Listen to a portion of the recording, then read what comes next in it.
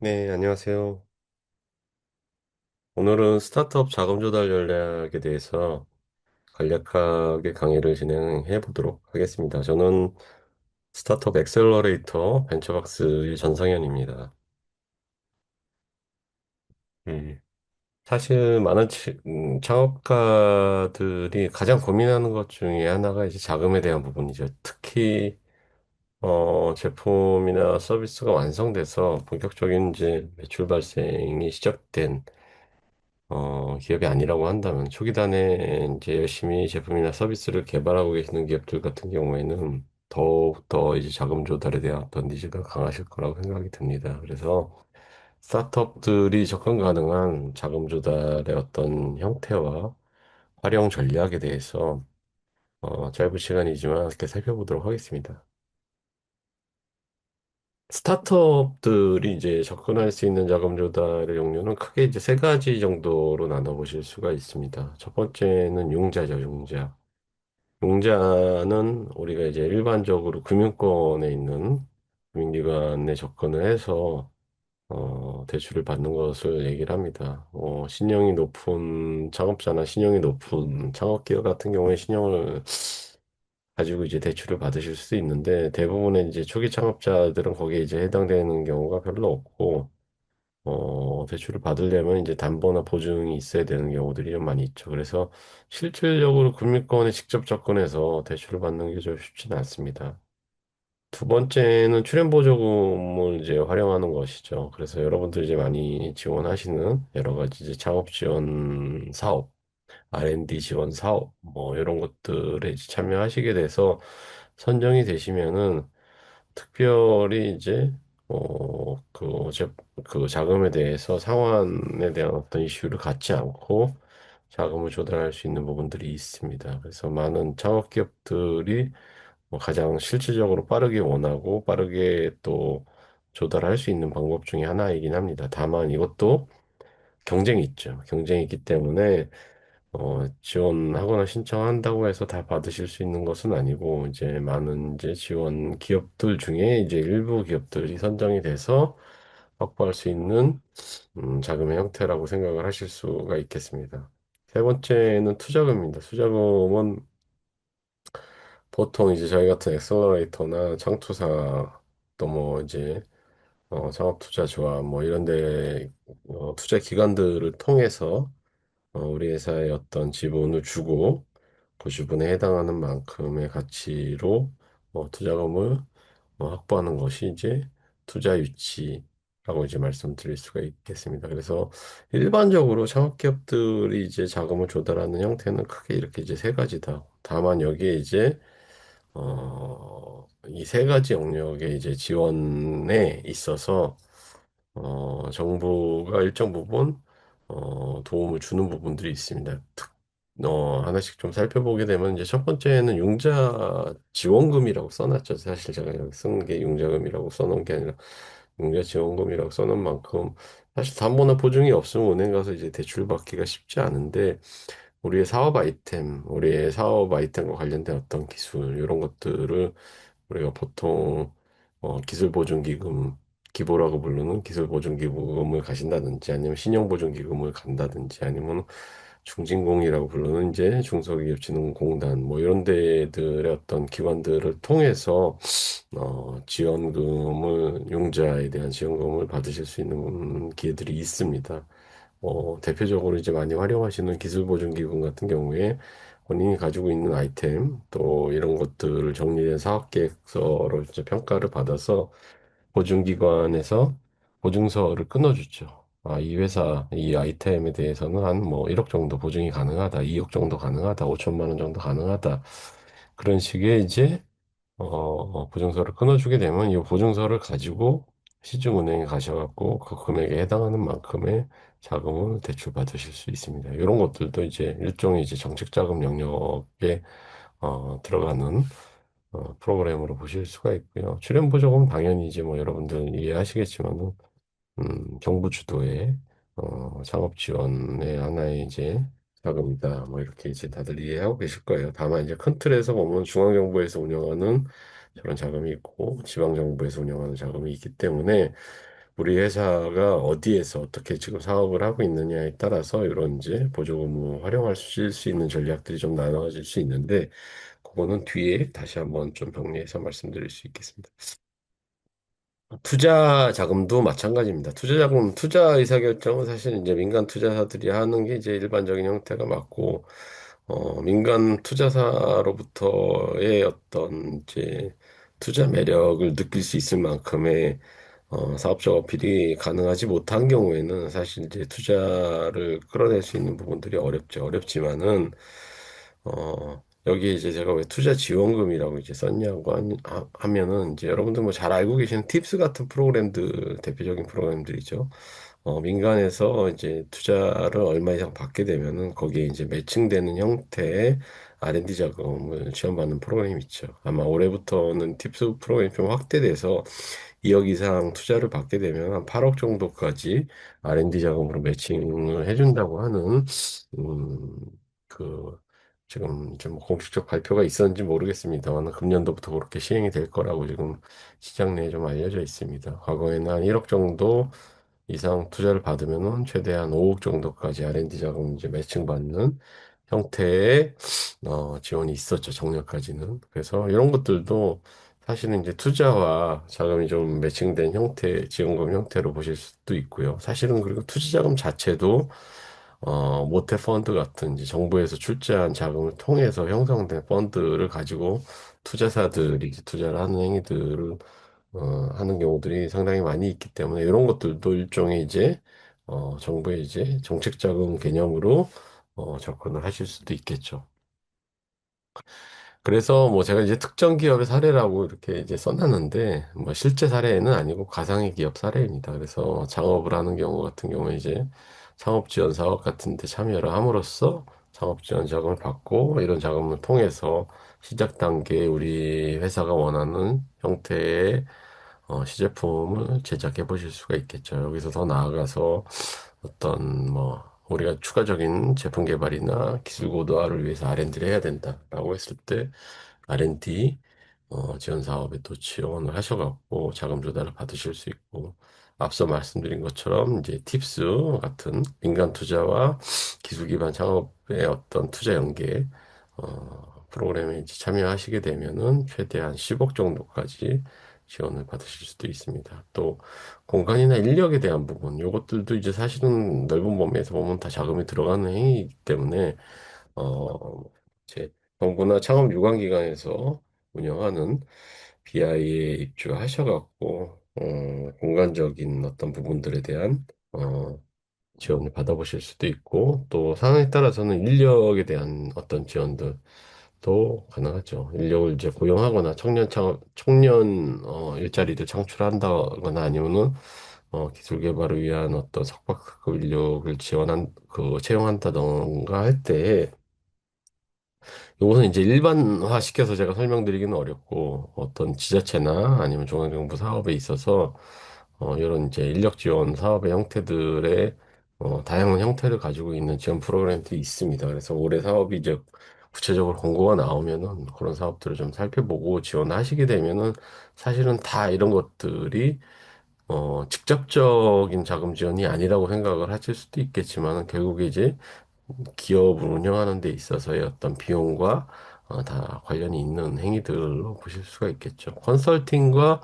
뭐 멘토링 프로그램 같은 것들도 마찬가지입니다. 그래서 이런 이제 창업 지원 사업의 일환으로서 창업 기업들이 자부담을 갖지 않고 여러 가지 사업 전략이나 기술 고도화를 하기 위한 여러 가지 이제 컨설팅 같은 것들을 받아보실 수 있는 어떤 지원에 대한 프로그램들 가지고 있는데 이런 A라는 가상의 기업이긴 합니다만 여러분 주변에 또 잘 살펴보시면은 이런 이제 여러 가지 지원들을 잘 활용하시면서 사업을 하시는 스타트업들이 주변에 계실 거예요. 이런 기업들과 이런 프로그램을 활용하지 못하는 기업들이 자금을 운영하는 측면에서의 어떤 차이를 살펴보게 되면은 그 금액이 상당히 큰 차이가 있다. 그렇게 이제 생각을 해보실 수가 있겠습니다. 네, 요거는 이제 앞서 이제 설명드렸던 그 자금 조달의 형태를 이제 도식화한 것인데요. 자금 조달은 이제 크게는 이제 타인 자본 활용하는 부분과 자기 자본 활용하는 부분 이렇게 이제 나눠서 보실 수가 있습니다. 타인 자본을 활용한다는 것은 사실은 이제 돈을 빌려오는 측면에서 이제 개념으로 좀 생각을 하실 수가 있고요. 자기 자본을 활용한다고 하는 것은 투자 유치에 대한 개념으로 좀 접근해 보실 수가 있습니다. 그 사이에 이제 정부 지원, 정부의 이제 직접 지원, 아까 말씀드린 것처럼 창업 지원 사업이나 R&D 지원 사업처럼 상관없이 선정이 됐을 경우에 현금성 자원을 직접 지원하는 프로그램 이렇게 이제 크게 세 가지로 좀 나눠 보실 수가 있죠. 그래서 타인 자본을 이용하는 것과 자기 자본을 이용하는 것의 차이를 어디에 둬야 되냐? 타인 자본을 활용하게 되면은 이자를 줘야 됩니다. 이자를 줘야 되고 자기 자본을 활용하는 형태의 자금 조달을 했을 때에는 주식 지분을 줘야 됩니다. 그래서 그런 어떤 이자 지급과 지금 지분 제공의 차이가 있다. 이렇게 좀 생각을 해보시면 될 것 같습니다. 그래서 제가 이제 투자 유치에 대한 강의는 지금 뭐 짧지만은 별도로 다 좀 준비한 부분이 있어서 사실 정책 자금, 정부 지원 자금을 좀 활용하는 측면에서의 내용으로 오늘 강의를 좀 준비했으니 그렇게 좀 참고하시고 들어주시면 좋을 것 같습니다. 그래서 정부 지원 사업이 어떤 것들이 있냐? 이거부터 이제 한번 살펴보겠습니다. 현금성 지원 사업을 포함해서 이제 창업이나 벤처, 그다음에 이제 기술 개발을 돕는 사업, 또 융자나 자금을 지원하는 사업, 그리고 이제 인력에 대한 채용, 고용에 대해서 지원하는 사업, 그리고 사업의 어떤 고도화나 사업의 어떤 부족한 부분들을 채울 수 있는 컨설팅이나 정보 지원 사업, 그다음에 우리의 이제 지식재산권과 관련된 특허나 인증을 지원하는 사업, 또 판로나 수출을 개척하기 위한 사업, 또 보증이나 보험, 또 마지막으로 어떤 사회적 약자인 장애인, 여성, 소상공인들을 이제 지원하는 형태의 사업 이렇게 이제 나눠서 보실 수가 있습니다.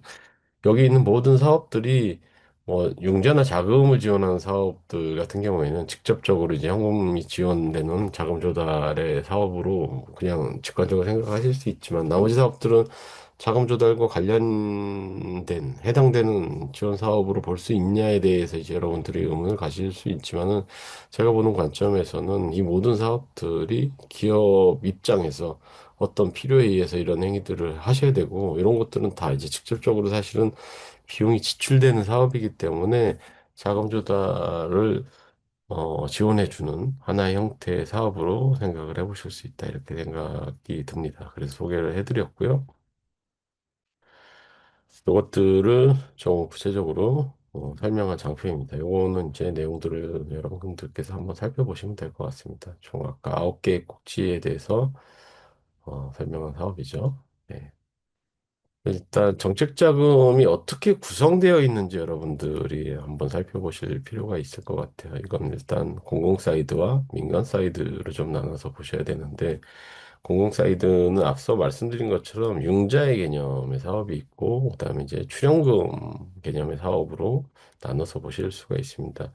융자는 이제 직접 융자를 해주는 것 그리고 이제 간접 융자를 해주는 것 이렇게 이제 나눠서 보실 수가 있는데 직접 융자는 중소기업진흥공단 같은데 이제 방문해 보시게 되면 특히 이제 청년 창업자들 대출을 이제 직접적으로 해주는 프로그램을 가지고 있죠. 이런 것들이 이제 직접 융자 자금 조달에 대한 부분이고요.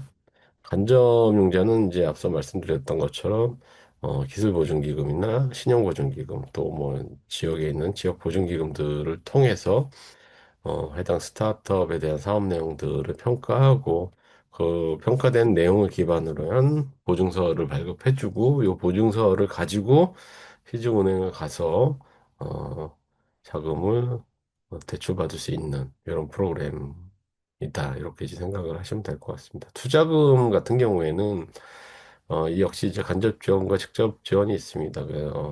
직접 지원부터 말씀드리면은 요것은 이제 여러분들 많이 활용하고 계시는 뭐 예비 창업 패키지, 초기 창업 패키지, 도약 패키지, 뭐 창업 중심 대학, 청년 창업 사관학교 등등 해서 다양한 창업 지원 사업들이 있죠. 선정이 되시면은 사업에 필요한 일정 금액들 약속한 일정 금액들을 지원해 주고요.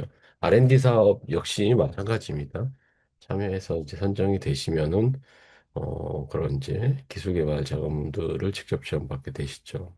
간접 지원 같은 경우에는 이것도 사실 이제 형평성 지원이긴 한데 앞서 이제 보여드렸던 그 초기 창업 기업이 활용할 수 있는 뭐 그 9가지의 정부 지원 사업의 형태의 일환으로 좀 생각을 해보실 수 있습니다. 그래서 우리가 간단한 어떤 시제품을 개발한다든지 아니면 지식재산권을 출원한다든지 아니면은 마케팅 실행을 위해서 어떤 뭐 자금이 들어간다든지 행위를 한다든지 할 때 그런 특정한 목적을 가지고 이제 지원해주는 형태의 자금을 이제 간접 지원 형태의 출연 자금이다. 이렇게 이제 설명을 드리고 있습니다. 그래서 이렇게 나눠서 좀 생각을 해보실 수가 있다. 민간에서 이제 정책 자금을 직접 뭐 위탁받아서 운영해갖고 지출하는 경우는 없지만은 사실은 이제 투자 자금의 상당 부분이 정부의 정책 자금을 가져다가 펀드를 결성하고 투자하는 경우들이 있다고 이제 말씀을 드렸습니다. 그런 부분들 생각을 해보실 수가 있고요. 또 민간에서 투자 받았을 때 여기에 대한 어떤 이제 매칭 성격의 투자 매칭 성격의 R&D 지원 이런 프로그램도 있죠. 아까 말씀드린 것처럼 음, 팁스 같은 프로그램들이 이제 대표적인 프로그램을 좀 말씀을 드릴 수가 있을 것 같고요.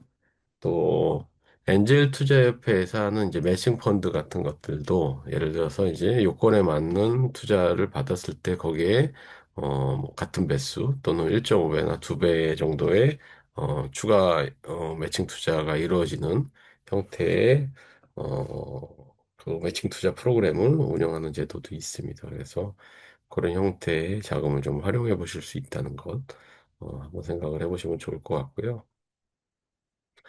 창업 지원 기관을 좀 나눠서 여러분들이 생각을 해보실 수가 있습니다. 일단 민간 쪽은 이제 방금 전에 말씀드렸던 것처럼 보통은 이제 투자 연계 프로그램들을 가지고 있기 때문에 뭐 깊게 생각해 보실 필요는 없고 공고에 이제 우리 그 케이스 스타트업 같은데 이제 가서 보시면 이제 민간 연계 프로그램으로 나올 때 이제 여러분이 좀 생각을 해보시면 좋을 것 같고 투자 관점에서 이제 투자사를 바라보는 부분은 이제 창업지원기관에 접근하는 방식과 조금은 차이가 있기 때문에 그 내용은 투자 유치 관련한 강의에서 좀 확인해 보실 필요가 있을 것 같습니다.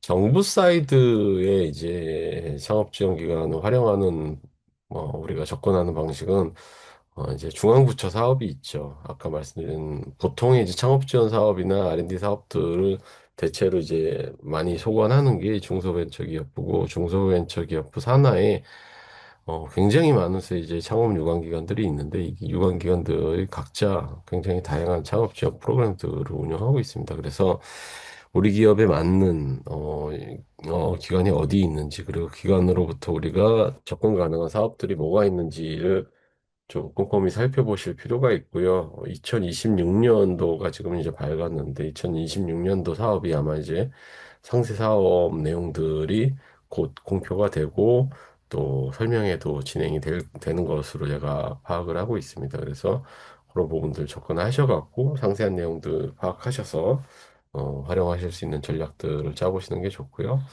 또 하나는 이제 각 지방자치단체별로 어, 창업 지원 프로그램들을 운영하고 있습니다. 그래서 예를 들어서 저희 회사는 이제 경기도 성남시 판교에 위치하고 있습니다. 그래서 성남시 판교에 위치하고 있는 스타트업에서 중앙부처 사업은 뭐 각자 이제 뭐 접근해서 활용을 해보실 수 있고 지자체 관련한 사업들은 어떤 걸 검토해 볼 수 있냐. 일단은 경기도에서 스타트업들을 지원해 주는 사업이 있는지 살펴볼 수 있습니다. 또 성남시에서 지원하는 사업이 있는지 또 추가적으로 살펴보실 수가 있죠.